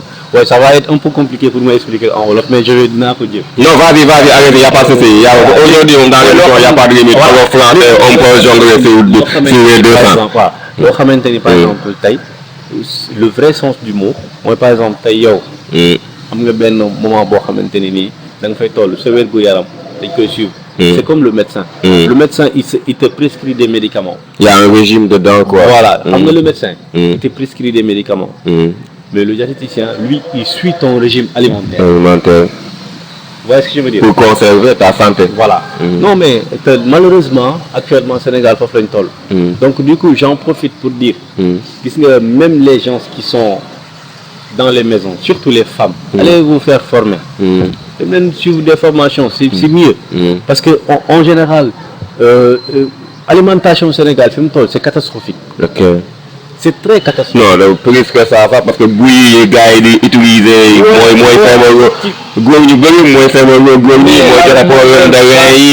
problème de cancer, mais moi, man dem naa fu ñuy à Kaolack fu ñuy defaree ay épices ay jiw bañ a cité tur bi quoi mais ay épices yi nga xam ni gars yi dañ koy def ay baguettes yooyu doon bugguma aw ci tur yi muy doon pipe quoi. mais dama ñëw marché Kaolack nga dem seeti sama famille bi nekk foofu noonu mooy jolof yi nga xam ne ñoo nekk Kaolack sama famille yaay lañu ma dem seeti leen ma gis benn femme buy bare ay fu ñuy jaayee jën yi di bare ay boutique sama cousin bi ni ki kay waasal jën yi après boutique yooyu noonu dajale ko parce que am na ko koy jël si comme moi je suis trop curieux man ko mais wii daan nga ni ma non ñoom lañ koy jël dañ koy ramasser parce que moom la ñuy defaree yenn épices yi te fi ñu koy jëlee dafa salté da ngay gis ñuy bareeg yooyu noonu quoi donc yooyu noonu. waaw xam nga je vois que ni xam nga war nañu ci mën a wax ko. xam nga par exemple tey man quand on parle des épices. boo ma nee ay épices rek man déjà da nga may dugal ci benn tourbillon boo xam ne du ma comprendre parce que. lu épice sax parce que épice ay kaani nga ak mais bouillon yi gars yi di booleeg yooyu noonu. lépp lu ma xam comme assaisonnement dafa am tour. par exemple tey su ma demee man quand je fais ma cuisine j'utilise les herbes. par exemple tey li ñu naan herbe de Provence. curcuma j'utilise. ciboulette j'utilise. céleri j'utilise. basilic j'utilise. xam nga assaisonnement boo koy wax en wolof mën nañu wax mooy roof. waaw mooy roof cafka wax nga roof cafka ngay indi jaxase ay kii bu mu joxe cafka quoi. ñun en termes de restaurant. ñun amuñu beneen assaisonnement bu dul sel poivre. y a que le sel et le poivre qui sont. waaw j'aime. xorom ak poobar. ak poobar kese. mais sinon leneen loo ci def da ngay ut. manin rek. waaye ni la santé moo am lu gën loolu. moo tax boo seetloo est-ce que yii amoon na. suñu maam yu njëkk yi. on avait que ça xorom. ak poobar. mais même dafay feeñ sax ba suñu toog façon togg. te assaisonnement bi ngay wax muy roof tey jii da ngay gis ku mën togg jël levaday xob bi jël defee ko roof yoo xam ne day saf wala roof wala su pommé su mu defee ko mu assaisonné ko def un assaisonnement bi nga xam ni. bien sûr ça donne du goût te c'est naturel te c'est favorable aux santé quoi. voilà moo tax xam nga ci début bi waxoon naa la ko. mais waxoon naa la tout le monde sait cuisiner. est-ce que ñëpp. war nañoo togg. effectivement. ça c'est très important. foog gars yi toog. réfléchir excellente question tamit quoi. il faut revenir sur cette question là. mooy ñëpp mën nañ togg. parce que togg mooy. mais est-ce que tout le monde doit cuisiner quoi. te loolu si tu vois c'est un chef qui l'avait mis dans un film. film bi ñu naan Ratatouille. Ratatouille. ouais c'est un film boo xamante ne apprenti bi il est devenu le chef. mais moom moo waxoon loolu tout le monde sait cuisiner mais est-ce que tout le monde devait cuisiner. parce que parfois da ngay gis ay togg yoo xamante ni man damay yërëm ci biir bu mu war a def. effectivement. version bi. comme tamxarit rek suñu cere tamxarit di gaa ñuy rey. biir bu muy dugg noonu su fa demee du fa lu mu fa fekk. du fa def lu baax du fa def lu baax. effectivement. non te tôt ou tard yow combien d'années ngay toog di lekk ceebu jën. ceebu jën qu'est-ce qu'ils font. dañuy dem et puis ma lay wax benn affaire. ci formation boobu ma lay wax noonu. est-ce que vous savez que léegi sax les restaurants sont plus dangereux que les maisons. ah bon. ouais. ah yow en étant professionnel du milieu yow nga wax loolu wax gaaw la de. parce que loolu man mënoon naa ko wax dëgg gaaw. non yow étant professionnel du milieu. je le dis xam nga lu tax. c'est pour juste que ñu revoir la situation maintenant nu mu toll. parce que léegi tu vois yenn dëkk yi l'intoxication alimentaire n'est pas tolérée. man j'ai vu des restaurants qui ont parce que critique culinaire dafa am extérieur amul Sénégal. mais par exemple tey que comme nga dugg ci benn restaurant nga lekk dara mu dal la wala nga gis ci benn affaire wala nga gis ci benn insecte wala dara. wala nga gis ci mbóot wala dara automatiquement bu dee extérieur tu as le droit de contacter. loolu nga signaler quoi. critique culinaire da nga leen boo leen kiiyee. parce que ça doit avoir le restaurant on doit les contrôler quoi. ils ont le pouvoir de faire fermer le restaurant. mais est-ce que contrôle boobu am na suñu resto Sénégal yi. non parce que y a pas de culture culinaire. par exemple tey boo demee sur Facebook ñaata yoon nga fi gis ay yenn restaurants je vais pas dire le nom ay yenn restaurants yu leen taxé li ñuy def baaxul li ñu kii ba jël ay images. parce que pour nga ubbi vérifiable pour nga ubbi restaurant sax dafa war a am contrôleur yu ñëw contrôleur xool ndax yow norme yi restauration kii c'est adéquat ak liggéey bi nga bëgg a ubbi ou pas quoi. non c'est pas pour ñu jox la auto licence bi quoi. non c'est pas au Sénégal. c'est pas normal. c'est pas au Sénégal. c'est pas normal parce que déjà même pour nga liggéey ci restaurant il te faut am na loo xamante ni moom lañ la war a moom lañ lay permettre. parce que tey yow même booy un cuisinier dañ ko war a saytu xool yaramam. déjà ba xam amul feebar wala pour avant muy laal ay plat. dinañ duggaat foofu monsieur Mbaye. temps bi moom a xaw a xoj. xam naa peut-être benn 2 questions yi ma am ou 3 questions yi ma am rek mooy que ni nga ko waxee noonu sax monsieur est-ce que ñi feebar kese ngeen di topp wala même ñi feebar yi sax mën nga leen topp di ngeen di defal régime bu favorable à leur santé. xam nga léegi wax naa benn point bu très important. mais da nga ma ne est-ce que war naa wax loolu c'est-à-dire que même les restaurants. non yow mi nekk ci milieu bi boo waxee man damay tiit quoi moo tax man est-ce que di nga ko man mën naa ko wax mu gaaw mais yow mi ci nekk donc ça veut dire que ne y a beaucoup de failles dans ce milieu quoi. voilà c'est parce que manque de formation. xam nga wax ko dama koy saluer parce que ñu bëri bu ñu gisee faille bu nekk seen milieu du ñu am honneur wala du ñu am grandeur. ñu koy dénoncer quoi yow nga wax ko moom je salue ça quoi. je le dis xam nga lu tax ma koy wax. ça pose problème carrément c'est catastrophique même les restaurants ma waxaat ko. même les restaurants maintenant sont plus même les maisons mais les restaurants sont plus dangereux que les maisons. Parce que lu tax supposons tey da ngay am sa restaurant mais yow xooloo professionnel. xam nga la ngay xool. xam nga la ngay xool. mooy quelqu'un boo xamante ni aay na moom saf na loxo. mën na togg. duggal ci restaurant yi par exemple les plats du jour. léegi ñoo koy def. les plats du jour. tu peux citer 10 restaurants. surtout Thiès. tu peux citer 10 restaurants.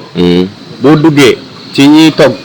ñaari nit wala ñetti nit nga ciy gis ñoo xamante ne nii dañoo am seen formation. ok en général sax mais je le dis te loolu je vais oser le dire. mooy lan. mooy restaurant sénégalais. c'est toujours pareil. Je vais pas faire de publicité mais la vérité il faut le dire. non mais on veut la vérité. les Libanais par exemple. Libanais doo dugg ci restaurant am tu vas pas muy jox cuisine am koo xamante ni tu n'as pas fait la restauration. pour rentrer dama ci yenn hôtel yu am ñu nekk Thiès je vais pas citer de nom. ngeen dugg seen waay tëkkale ko ak les restaurants sénégalais. restaurant sénégalais dañu ni c'est facile. mais yaa ngi ma yàlla baax yenn restaurant yi sax boo demee ñoom dañoo am benn xeet boo xam dañ leen di stigmatiser sax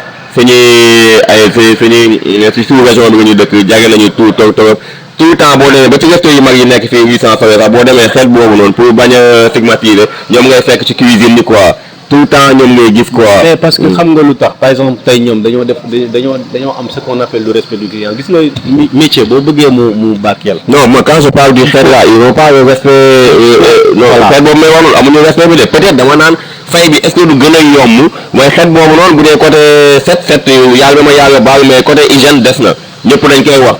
côté yu bëri des na ni ñuy toggee ñun xamuñu ko peut-être dama naan est-ce que du fay bi mooy gën a yomb par rapport ak Sénégal de bon teint wala beneen kii wag yooyu noonu mais ñoo fees ci milieu yi nekk fii nii. waaw boo xoolee. par contre li ngay waxaat amaan na beneen resto boo xam ne dafay faral di dem mi ngi ci 800 soleil bi à côté. foo xam ne ay libanais la mais ñoom. cuisine bu favorable la ñuy am. ñoom boo ñëwee benn plat sax dañ nga koy tojal wax nga plat bi. faut faire très attention avec ça. xeet boobu ngay wax noonu dafa am loo xam dañ ko maîtriser. am loo xam maîtriser wuñ ko. rue Sans Soleil boo fa demee. parce que doo dugg ba gis leen ci cuisine bi. point chaud la ñu nekk. point chaud c'est ce qu'on appelle fast food. te fast food en dehors de l'hygiène. tout est surveillé. boo xoolee ñoom seen restaurant yi boo duggee. y a des caméras. parce que tamit lu doomu réew bi di bañ. étranger bi su ñëwee nangu ko. mën nga ko accepter parce que ñoom aussi parce que je vais te dire. bon nombre de Sénégalais yu def restauration bëgguñu yenn postes yi. duñ ko liggéey sax nag. parce que boo ko commencé liggéey sax doo ci def li nga ci warut a def. et le Sénégalais parfois il faut le dire. il est difficile à contrôler dans le domaine de la restauration. non seulement ils sont un peu fainéants. non ils aiment la tricherie. alors que fast food on parle de fast food. manger rapide. voilà fast food. voilà c'est un rapide food manger. donc du coup am na yoo xamante ni ñoom mënuñu ko. vous voyez ce que je veux dire. waaw si mais boo duggee seen cuisine y a pas ñooñu sous région boobu ñooñu amuñu accès foofu. te boo bëggee rentrer dans tout que ça soit la pâtisserie. parce que ils sont forts en fast food. ils sont très forts en fast food. il faut le dire. donc moom dama koy wax. je l'admets.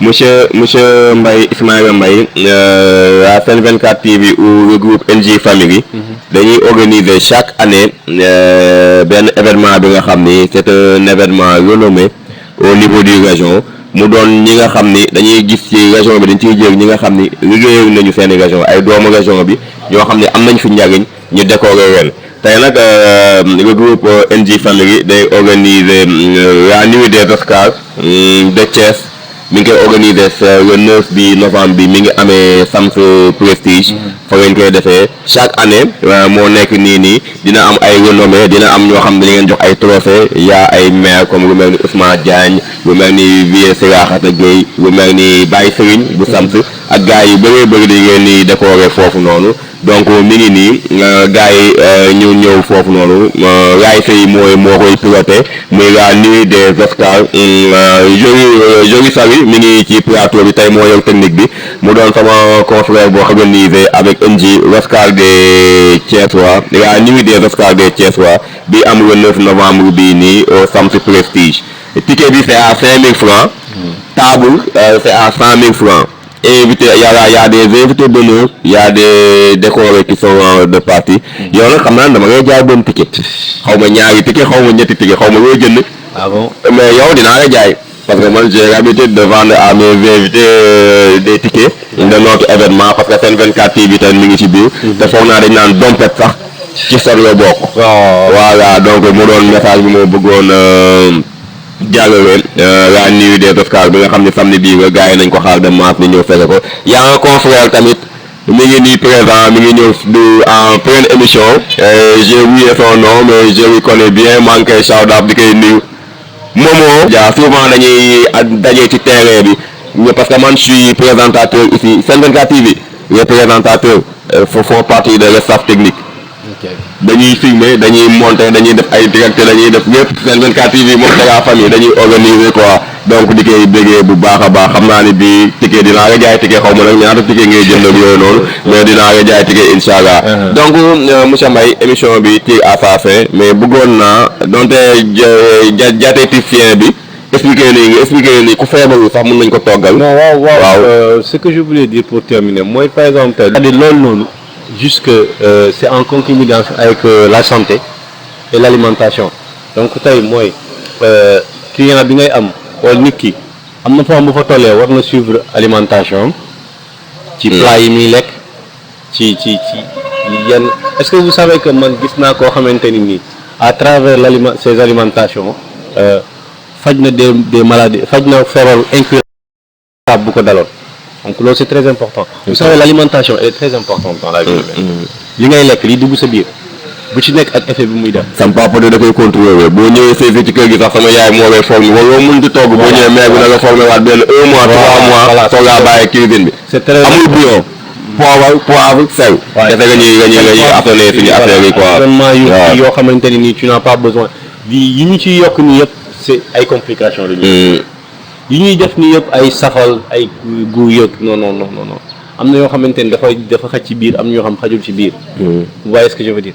yenn par exemple tey yenn bouillon yi ngay jël di ko def ci ay kudd muy weex ak affaire yooyu noonu donc du coup di weexal ay cin. yooyu mënul dem ci biir. ay ajinomoto su demee ci biir. ajinomoto au temps lañ ko doon waxee taabu cin. da daan faj ay teen yooyu noonu. produit chimique yooyu di dugg ci biir. tu manges du ceebu jën pendant. ay 40 ans suñu mbokk Saint-Louis ma nuyu. ceeb bi xonk ci nga ne rafet na organiser c'est des produits chimiques. tu manges nga lekk ceebu jën pendant 40 ans dis-toi que ni 5 ans mooy dese léegi nga dee. parce que le problème on est que tu vas avoir des complications après. parce que donc l'alimentation doit être variée. L'alimentation non seulement doit être variée, mais doit être suivie de près. Et doit être contrôlée. De goutte à goutte. ci liy dugg sa biir. pas à pas saytu di xool lan ak lan la. parce que ab tôt ou tard boo koy lekk ñun Sénégal xam nga lan la ñu xam lekk bu neex. mais xamuñu lekk bu jaar yoon. et maa ngi koy wax je le dis encore une fois de plus ma waxaat ko parfois bu njëkk da nga doon bëgg sax sa yaram am wér-gu-yaram mais sa yaram am jàmm. nga dem restaurant lekk mais encore une fois de plus question boobu dinaa ci reveniraat restaurant yi foog ñu xoolaat seen façon de faire les restaurants sont plus dangereux même que les restaurants sont plus dangereux que les cuisines qui se font dans des maisons. J'aurais préféré mooy ñun étant hôtelier nañ dem former waat suñu bopp xoolaat nan la ñuy liggéeyee nan la ñuy doxalee ci restaurant yi de formation maximum de formation. Il y a beaucoup de choses qui se passent dans les restaurants c'est pas bon pour la population. ok diagnosticien foog naa tey moom wax naa ko un diagnosticien est un traiteur parce que y a des traiteurs. ouais c'est-à-dire que c'est deux mots qui vont politique c'est juste la cuisine la cuisine c'est juste la cuisine en fait.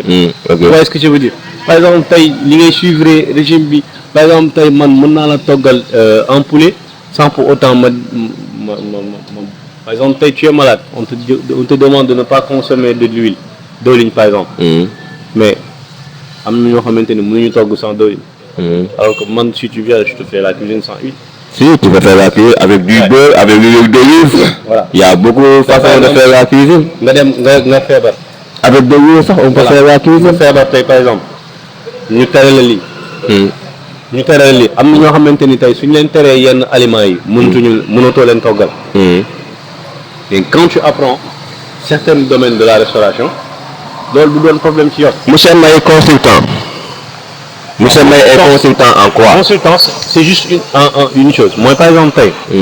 loolu moo manqué nag à Thiès. côté boobu. moo manqué faay yi nga gis ni yëpp moom moo manqué à Thiès. par exemple tey normalement balaa ngay ubbi sa restaurant sànq wax nga ko balaa ngay ubbi sa restaurant. war nga consulter des acteurs ñoo xamante ni ils ont duré dans le domaine. ñoom ñoo lay conseiller. mais gisuma ko fii moo tax ma ko doon laajte te dafa am partout dans le monde. voilà ay gars yu soo xamante ni nii et puis fii dañu am benn malheur mooy da ngay gis quelqu'un boo xam day nekk ci domaine am fële. liggéey. xëy benn jour ubbi restaurant mais il se proclame restaurateur. il se proclame même moom boo ñëwee sax mun la non liggéey bi mën naa ko maa la ko gën a maîtriser. te dafa am xaalis ñëw investir nga xam ni métier bu dox la am dala koy gën a maîtriser. te Sénégal loolu moo fi bëri. moo tax parfois da ngay gis des erreurs monumentales yoo xamante ni mënoo sax comprendre. et man je le dis surtout à Thiès. à Thiès les restaurants moo tax toujours les autres là ils vont toujours passer avant que nous. ils vont toujours nous délancer. xam nga parce que ñoom ils sont là. da ngay gis koo xamante ni il ouvre son restaurant day dem nekk ci beneen domaine. soit day dem nekk ci commerce am wala mu dem xëy benn jour il a son argent ñëw ubbi restaurant ni moom restaurateur la par force. boo ñëwee même quand tu dem ba pare parce que loolu et puis loolu faay bi muy indi mooy day dem embaucher des gens qui n'ont pas fait la restauration. voilà maa ngi remercier ñëpp comme je le dis. maa ngi remercier yëpp di vraiment donner du courage aux hôteliers parce que xam naa ni c'est pas un métier facile. di remercier samay collaborateurs ñi nga xam ne damay liggéey ak ñoom. voilà di remercier tout le monde tous les acteurs. bàyyiwuma kenn su ma limee je risque ma juum. waaye ce que je veux dire di wax gars yi bon courage. et puis c'est un métier pas facile très stressant. mais yàlla baax na. donc di jox yéen aussi ma leen di jox rendez-vous ñëw leen coin Pigeon bu nekk Grand Stand yi. non naa fa ñëw vous allez goûter aux bons plats. vraiment qui sont des plats très raffinés des plats. Coin Pigeon fan la nekk ci Grand Stand yi exactement. à côté de Résidence Blue. Résidence Blue ok. déjà boo ñëwee ci kaw tali bi après EDK boo ñëwee da ngay jàkkaarloo moom la lumière. moo ko noonu mu ngi fa donc du coup da ngay gis la lumière ak kii. ok on fait une cuisine vraiment très très copieuse une cuisine très raffinée cuisine bu neex bu jaar yoon bu sell. ok amul ay bouillon amul ay dara. ok c'est pour ça que en général même ay personnalités rek la ñuy kii. on a des DG d'entreprise yoo xam ñoom ñooy ñëw parfois ils veulent avoir une bonne alimentation ñoom ñooy kii ak yooyu. ok j'avais vraiment voulu donner le numéro. mais de toute façon bu ngeen ñëwee après invitation même s'il le faut. j'ai prévu aussi de faire des émissions yoo xamante ni. ça sera sur place avec vous. yoo xamante ni c'est des cuisines que je vais. c'est des recettes que je vais offrir aux gens. par exemple aujourd'hui on peut venir faire une émission on prépare une salade. montrer aux gens que heure bii lii la heure bii lii ngay lekk heure bii lii ngay. y a pas de manger des aliments sains. y a pas de souci Inch'Allah pour le long terme on va travailler ensemble. On va essayer d'être des partenaires ou de vous nous sponsoriser de nos émissions on va faire votre marketing machallah Inch'Allah loolu dina am avec le temps on sera là comment s'appelle votre milieu. voilà Coin Pigeon. Coin Pigeon on sera là avec tout le staff technique ñëw jël ci affaire yi loolu dinañ ko waxtaanee yow xamante ne yaa ngi sama contact et tout ça Inch'Allah foog naa mooy waat amis téléspectateurs de la Sen 24 TV la nuit des Oscars Thiès la nuit des Oscars de Thiès je pense bien la nuit des Oscars de Thiès organisée par NJ Family coaché par mon ami mon confrère Ray Faye c'est le samedi Inch'Allah samedi bi au Sams Prestige ngeen ñëw table c'est à 5 000 c'est à 100 000 francs table yi donc ticket yi 5 000 francs la voilà monsieur May jox naa ko ticket ma koy jaay di bëggee Rachid mi ngi soog a ñëw Ray Faye mi nga xam ni moom mi nga xam ne moo organisé événement bi sax tey moom moo géré sama technique maa ngi koy bëggee moom moo de Kajoor tamit Kajoor TV de passage il est là ñëw fees ay frères maa ngi koy bëggee c'était votre émission Actu Show fii ci plateau Café Matinal mais Adja mais man mère gàddu laa ko tuddee mère gàddu kañot du kañote de kañot mais transhumant la Adja mère gan ko kanute Adja Megan Kanté mi nga xam ne moom nga liste taxaw wàllu defoon 24e ci liste bi mu war a dem assemblée tey jii nii transhumé na dem Pastef ma tuddee ko Adja Megan Kañot mais lan moo ngay metti gars yi nañu am honneur tey ñu ñëw ñu investir ci liste affaire bu dem ba dem benn une semaine nga transhumé xaw na yéeme trop quoi gars yi nañu gëmaat seen bopp violence bi am ci campagne électorale bi na ko gars yi bàyyi xam ne ñoo bokk ndey ñoo bokk bàyyi benn lañu. Je vous donne rendez-vous à la prochaine fois ci fii seen plateau Actu Show ci beneen émission ak beneen invité de taille tey émission bu taw féexe la question yi bëri na mais affaire de télé affaire de temps la donc question yi bëri yu ma internet yi yónnee woon sax mënu ma ko poser parce que temps bi jeex na bu yàgg sama gars yi on se donne rendez-vous à la prochaine fois ci beneen plateau.